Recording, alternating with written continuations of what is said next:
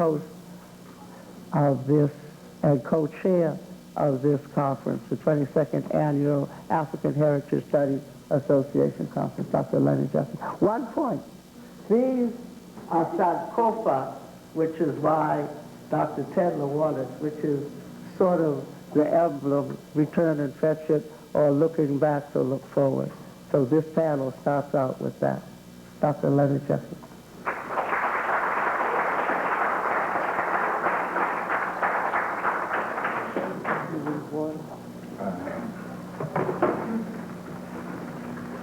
Yes. Hotep, brothers and sisters. It is a pleasure, as usual, for me to participate in these type of activities. And I am glad that, as our sister Shashi, Dr. McIntyre, our president and our leader, mentioned that my time frame is such that you can do the things that I do. I don't know how I did it. I woke up in Amherst this morning at 5:30, got out of there by 6, got gas, got stuck on the highway in traffic, but I got here.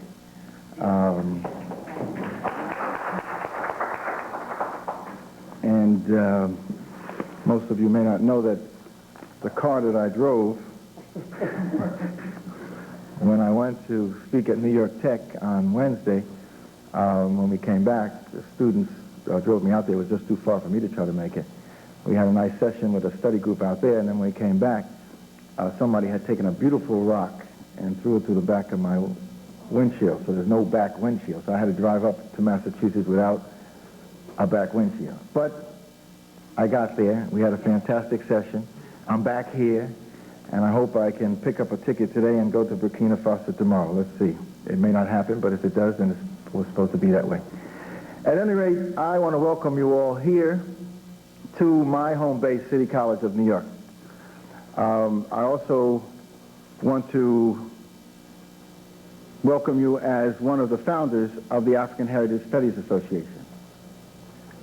And then as a member of the New York community, a thriving African community in New York, I want to also welcome those of you who are from out of this community here. We are about something very important in terms of tapping into our Africanness. So that I'm glad that you have decided to participate. I hope that you will continue to participate throughout this weekend and continue to participate in the future. We will have other students coming in from other classes. My 11 o'clock class should be here, and that'll be in time to hear Dr. Joy Hardiman and Dr. Malana Karanga.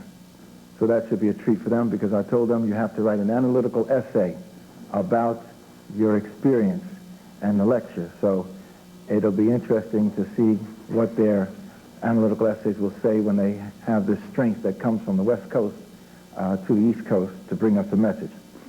Before I do anything important, and before Africans do anything important on the continent, there's usually a ritual or a ceremony acknowledging the past that has brought them this far. And so before I do speak, just as we went to London recently, my wife and I last week, and before each of the 8 presentations, I poured a libation. And it's important for us, in the context of our traditions, to appreciate what the libation means. Libation is not hocus pocus, black magic, witchcraft. It is just an acknowledgement of that which went before us and the significance of it in the form of our revered ancestors, and the hope that the strength that they represent will give us guidance for our future. And the accountability that their standards represent will be a guide that we will develop ourselves by. So in that tradition, I would like to open our session and the first plenary of the conference with the African tradition of libation. In the African tradition, there's usually involvement in the community, because the African value system is what I describe as communal, cooperative, and collective, the 3 C's. And there is the full participation of the community. And so as the libation is poured by the leader of that particular ceremony or ritual, the group responds. And the response can be and should be within the African context. As the water is poured to the ground, which is considered the preserve of the ancestors, The response could be, it is done, so be it, in an acknowledgement. And you could do it in a series of African languages. One, you could do it in a series of, in the language of the Yoruba civilization, which has been an important, vibrant part of the African heritage. And that would be to say Ashe. Or it could be done in the context of the Akan civilization of Ghana, from which many of us who are from the Caribbean and here come from. And that would be, as it is poured to the ground, saying Yao. Or a Nile Valley Medu Neter term, which you hear us use often as we greet each other and we say goodbye to each other. Hotep might be used. Hotep refers to peace. Come in peace, go in peace. An important reclaiming of our African sacred language. And you might mention Hotep or any language that you have. We really don't want you sitting there saying nothing, like Negroes in America, lost in terms of your heritage. We did it last night, so you could do a short. In the name of the African heritage, the African foundation of the human experience, in the name of our African ancestors who began the march of humankind in the Great Lakes region, the womb of Africa, we ask those ancestors to be with us, to strengthen us, and give us vision and guidance for the future. In the name of those African ancestors who began the march of humankind in the Great Lakes region of Africa, the womb of our Mother Earth, who marched down that great cultural highway, the Nile River, and laid the foundations for high culture and civilization for the world. We ask those ancestors to be with us, to strengthen us, and give us a vision for the future. In the name of those African ancestors who raised the pyramids and temples along the Nile to their sacred God concepts and their moral and ethical value system, who left a permanent legacy that helped to civilize and energize the ancient Hebrews, to civilize and energize the ancient Greeks, and helped to further the work of the Prophet Muhammad. We ask these African ancestors and spirit forces to be with us, to strengthen us, and give us a vision for the future. In the name of those African ancestors taken out of Africa, and in whose heart the spirit of Africa rang, and allowed them to not only survive, but to thrive under the most dehumanizing slave process in the history of the world. We ask those ancestors to be with us, to strengthen us, and give us a vision for the future. In the name of those African ancestors, our immediate forebears, who we do know, whose names ring in our heart and in our mind, and whose spirit speaks to us, from the Caribbean, the Bokmans and the Dessalines and the Kojos and the Anis, and from Brazil, the Zumbis of Palmares, and from the United States, the Harriet Tubmans, Sojourner Truth, the Nat Turners, Marcus Garveys, Malcolm X, those forebears whose spirit has led us to this moment and who will give us strength for the future. We ask them to be with us. We ask this in the name of our African future.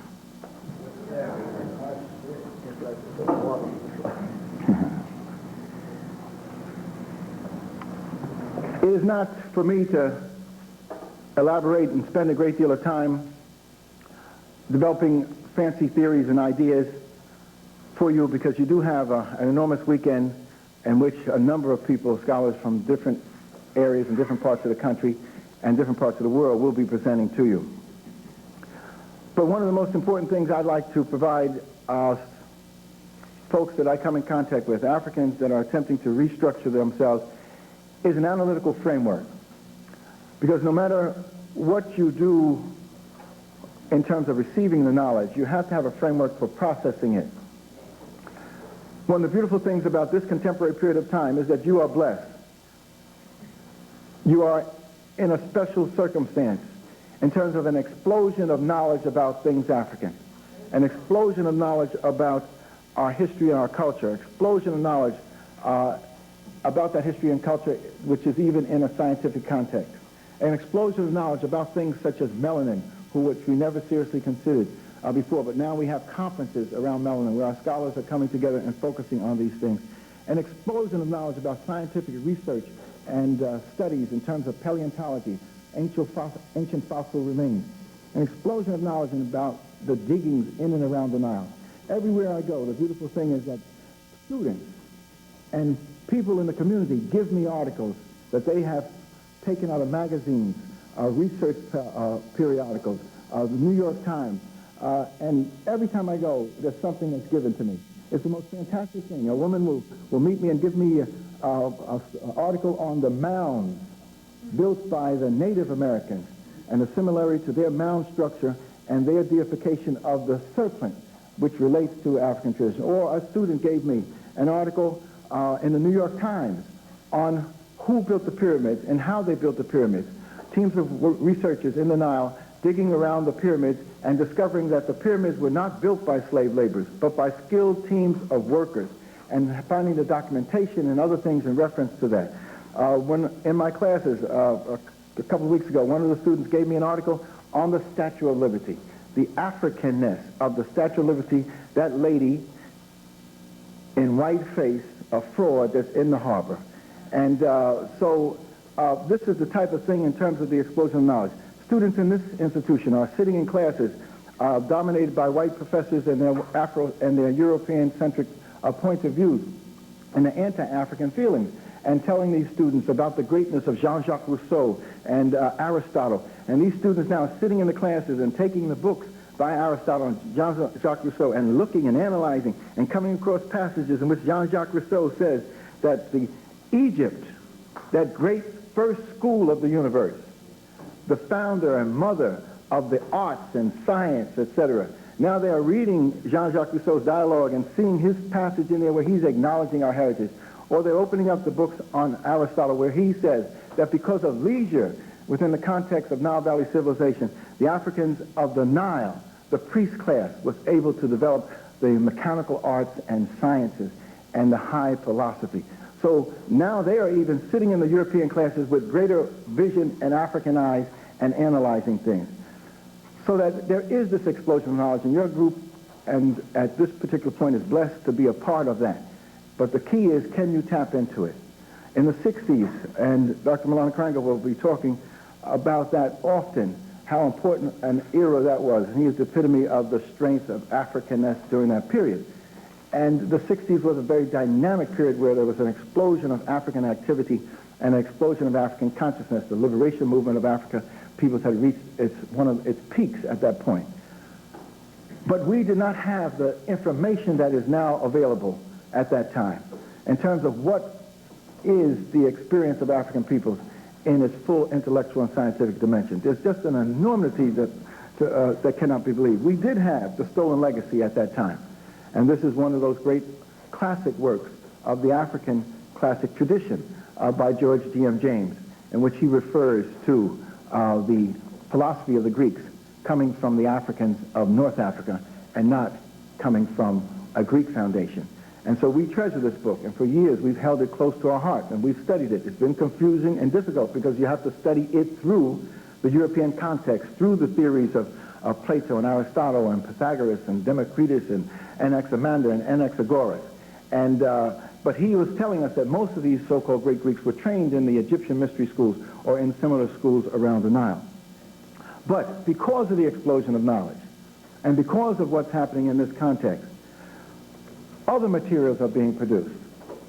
A white professor of a famous family background, the Bernal family, has produced a book this thick, 500 plus pages, called Black Athena, in which he has documented the Afro-Asiatic roots of the of Greece.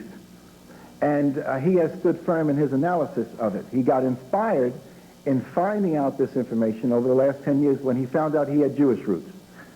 His father was a famous professor who wrote on the history of science and was very controversial.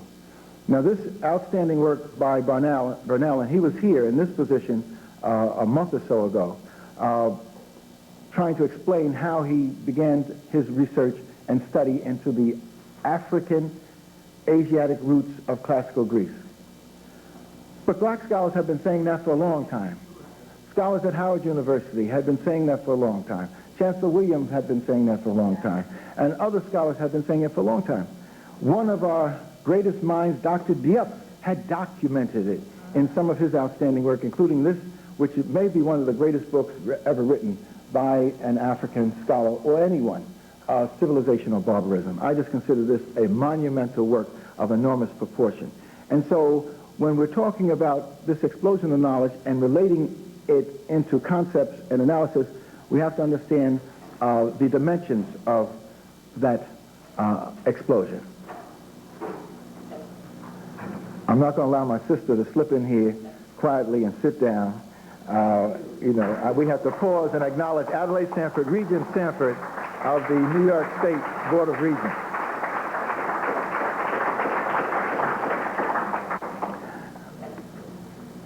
Sister Sanford and I were on a program with Gary Bird yesterday, and then we rushed down to Gil Noble's, and we taped the program for Gil, which will be on the air this Sunday. It was Don Smith and myself, and Sister Sanford was in the studio encouraging us and mapping out strategies with us around the curriculum of inclusion.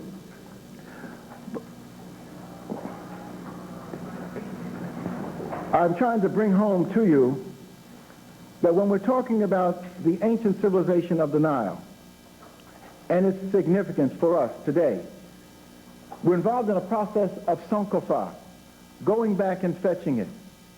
Not to stay back in the past, but to allow that past and its knowledge to give us a framework for understanding our present and to prepare us in a meaningful foundation to go forth into the future. So the concept of sankofa, which is symbolized on this banner, is one of those important processes that we are referring to. This explosion of knowledge you have to tap into. Why? You have to tap into it because Africanness is the most significant thing on the planet. Let me say that again. You have to tap into this knowledge about African peoples because Africanness is the most significant thing on the planet. Okay. Without Africanness and Africans, there would be no humanity. Without Africanness and Africans, there would be no high culture and civilization. It appears clear that the European has not been able to master high culture and civilization in its truest dimension because high culture and civilization has to have a spiritual dimension. And somehow the spirit seems to have passed the European by. Or whenever the spirit dwells with the European, it finds a negative receptivity and it moves on. So the Europeans have developed what I call high technology around civilized barbarianism. And we have to begin to understand that. That civilization is a product that comes out of the spirit of African peoples. Yes.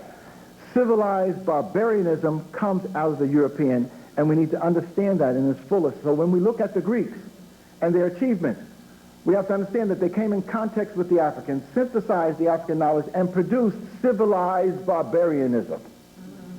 The first Europeans to rise to a position of prominence. And then they were followed by their cousins, the Romans, who completed the process of their ancient civilized barbarianism. And then they went into the period of their so-called white ages, the dark ages they call it, where there was a period of decline. And then they emerged again. And when they emerged again, they came at the world in terms of civilized barbarianism. That's what Columbus and all these people represent, the so-called explorers and discoverers. Columbus didn't discover a thing. He was lost. He was discovered on the beach in the Caribbean. And unfortunately, the Native Americans didn't understand that this civilized barbarianism was a destructive process which would lead to their genocide. And they welcomed this monstrosity that had appeared on them, on their scene. And of course, as each European tapped into the strength and power of the African and the Native American and Asian world, it was able to synthesize itself into another level of civilized barbarianism. And the height of it was reached here in America, reached in England, and reached in Nazi Germany. Nazi Germany is not an aberration in the development of the European. It is the ultimate process of the civilized barbarian process that the Europeans produced. That you could have people who appear to be civilized. They have the greatest universities. They have the highest rate of going to concerts by Beethoven and Bach. Their trains run on time. Their scientific laboratories are the most productive. But in spite of all of that, Nazi Germany could produce this monstrosity which they produced in World War II, which is an example of the civilized barbarian that we're talking about. America could be built on the ashes of the Native Americans, on the backs of the Africans, and still act as if America is a product of whiteness, and it does not have anything to do with the involvement of other peoples. The civilized barbarian today is alive and well. He is in South Africa, the most civilized of the people in South Africa. are these Afrikaners and the English people in white South Africa, who have the highest rate of education, the highest standard of living, the highest scientific attributes, the greatest university, attend church more than anybody else, with a Bible under their arms, but they have produced civilized barbarity in its ultimate destruction, the destruction of life. It is with the African that this spiritual force for the human family has been brought forth and nurtured. And the important thing, it has been institutionalized into permanent, universal traditions, concepts, and ideas. The important thing is that the traditions of the Nile, which were institutionalized in high culture and civilization in golden ages for 5,000 years, were institutionalized around permanent, universal concepts and values and ideas. And that's what we want to be able to expose you to. And hopefully the other scholars that will follow me today and tomorrow will be able to deal with that.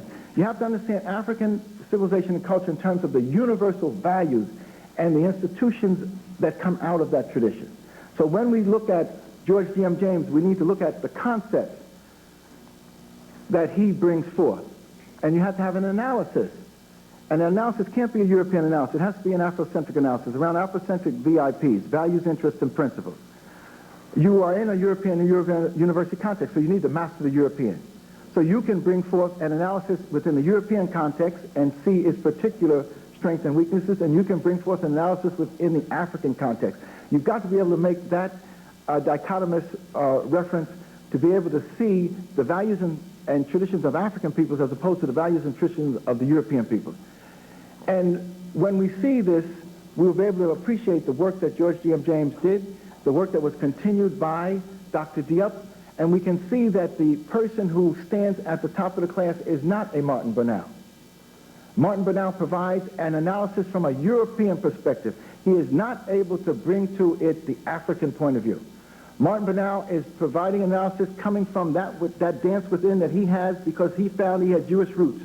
And he's looking for a Semitic answer to the histories of the ancient world, to the mysteries of the ancient world, to the keys to unlock the ancient world. We are pursuing an African key to unlocking the mysteries of the ancient world. So Bernal, as he stood here and made his presentation, I was glad that he was here.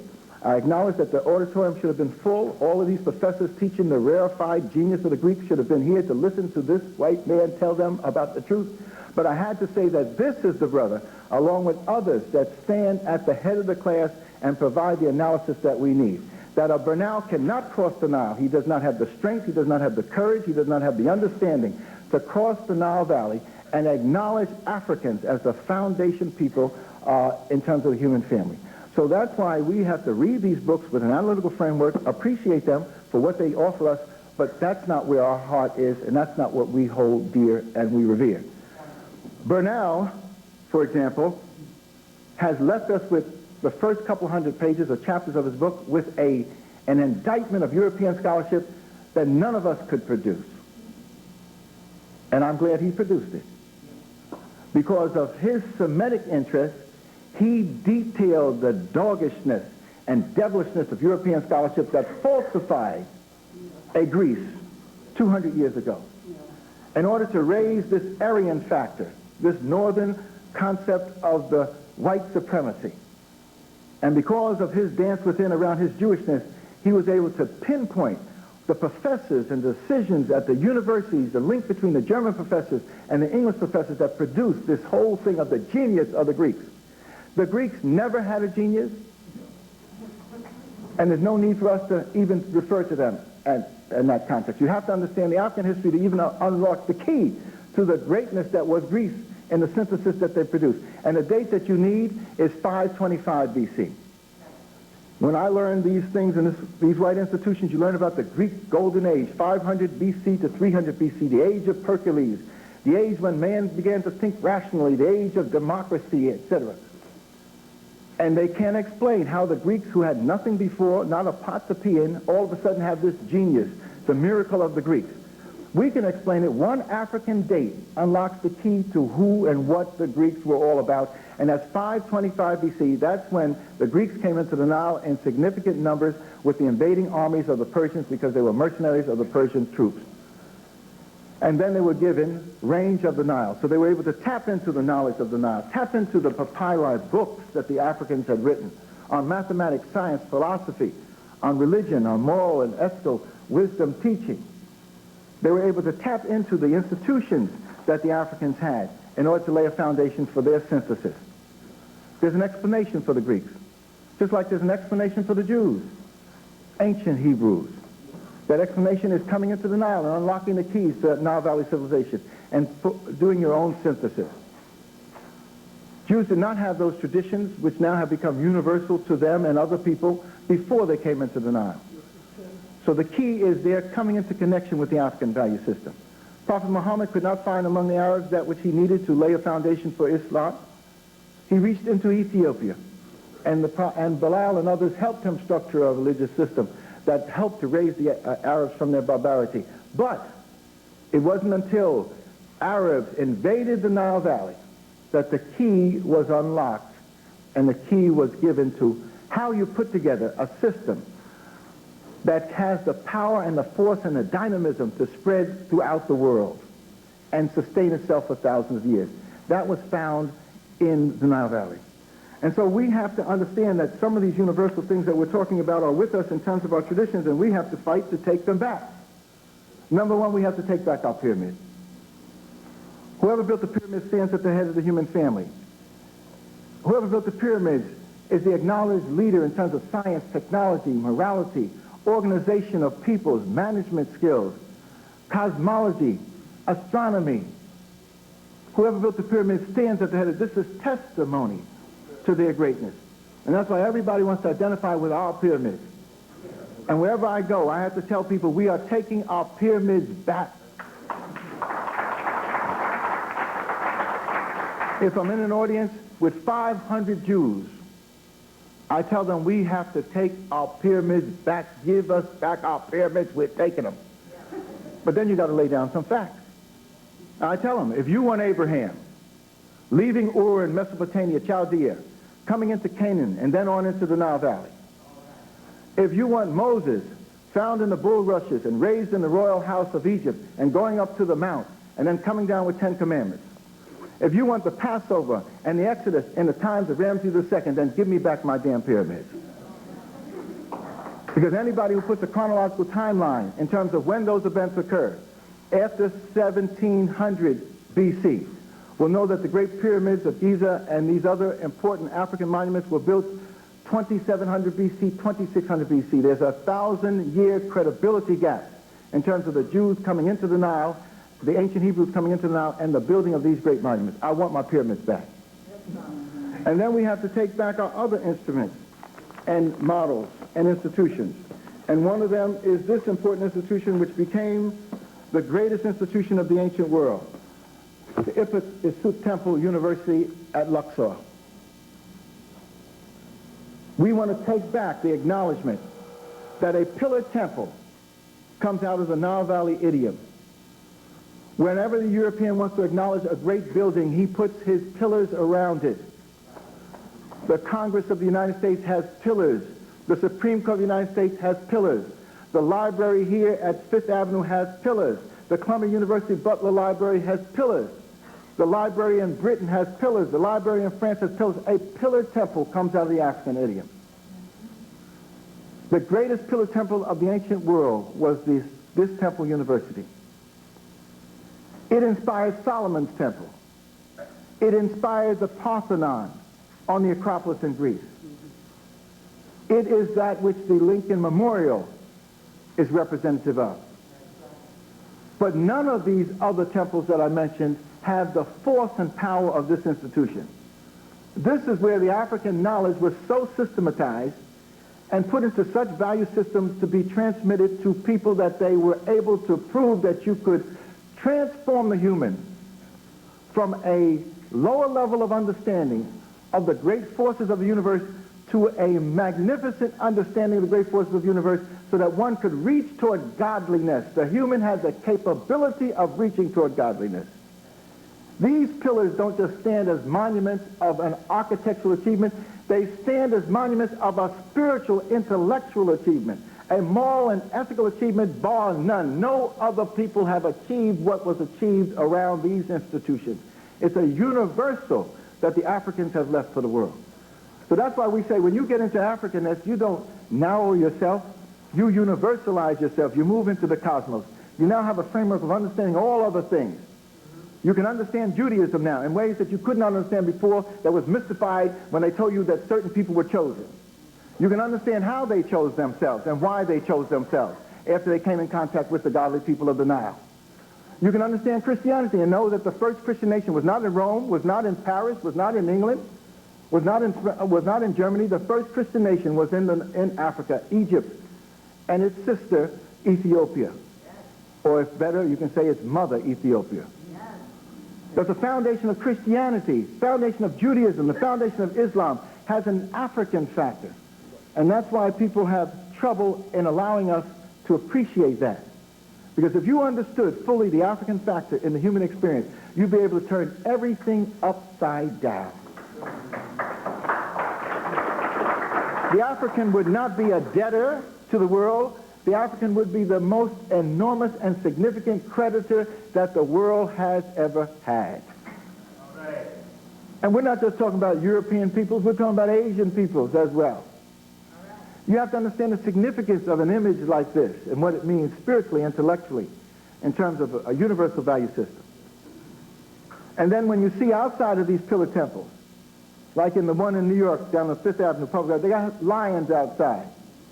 And in these other pillar temples, they have lions outside. And it never dawns to us because we don't have that African computer knowledge and reference point. To say, why would they put lions outside of a library and not in the Bronx Zoo, outside of the Bronx Zoo? They have those lions out there because, again, it's the African idiom. It relates to the so-called Sphinx. And the Sphinx is a temple image. It's an image of the transformation, the ability to move from the lower level of the beast to the human level to the divine level. In other words, the whole concept of transformation becomes an important part of the African idiom. And then this particular symbol is, again, that which I'm talking about. They have it. The most prominent symbol in Washington, D.C. is your symbol. And this involves the epitome of the African value system, the synthesis that I'm talking about. The relationship of form to substance, the relationship of an idea to an essential principle. This symbol here. This is not George. This is you. This is not the Place de Concorde monument.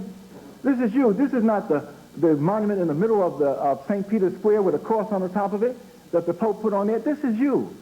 They've taken and co-opted your symbols and corrupted them. But you need to know that this is one of the most important symbols in the history of the world in reference to an essential principle, the centrality of the female principle in the life forces of the human family, and the complementarity of the male and the female principle. Two essential values around which African culture is built.